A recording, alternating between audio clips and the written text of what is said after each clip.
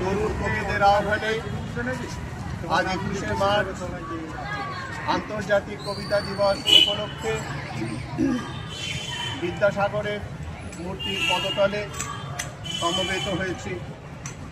রবীন্দ্রনাথ ঠাকুরের লেখা ঈশ্বরচন্দ্র বিদ্যাসাগর কবিতাটি পড়ছি।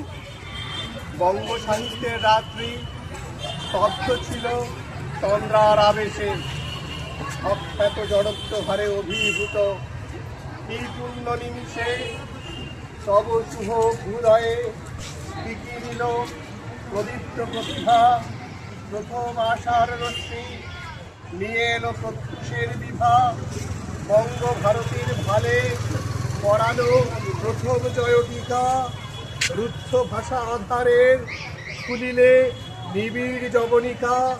হে বিদ্যাসাগর, পূর্ব দিগন্তের বনে উপবনে নব উদ্বোধন গাথা উচ্ছ্বসিল বিস্মিত গগনে।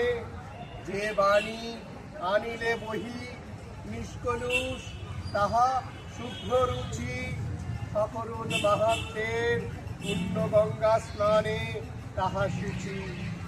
ভাষার প্রাঙ্গণে তব আমি কবি, তোমারই অতিথি। ভারতীর পূজাতরে চয়ন করেছি আমি কৃতি। সেই তরুতল হতে যা তোমার প্রসাদ সিঞ্চনে মরুর পাষাণ ভেদি প্রকাশ পেয়েছে শুভক্ষণে। পথ পরিক্রমা চলছে রবীন্দ্রনাথের মূর্তির পাদদেশ থেকে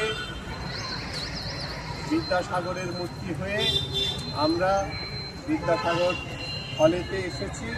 বিদ্যাসাগর মহাশয়ের আরেকটি মূর্তি নিচ্ছে।